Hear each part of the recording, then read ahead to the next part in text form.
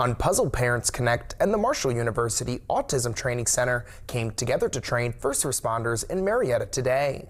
The training is designed to improve how they respond to people with autism and other intellectual and developmental disabilities during emergencies or other types of contact.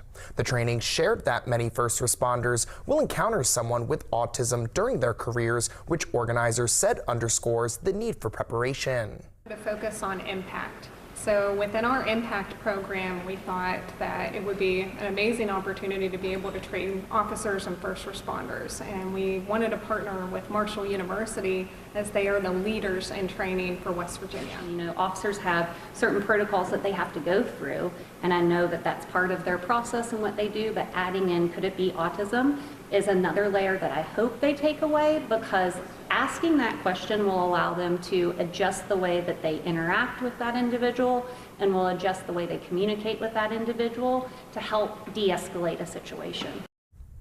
Clark also encouraged families to practice scenarios ahead of time, including role-playing situations like traffic stops, and to build familiarity with local law enforcement through community events when possible.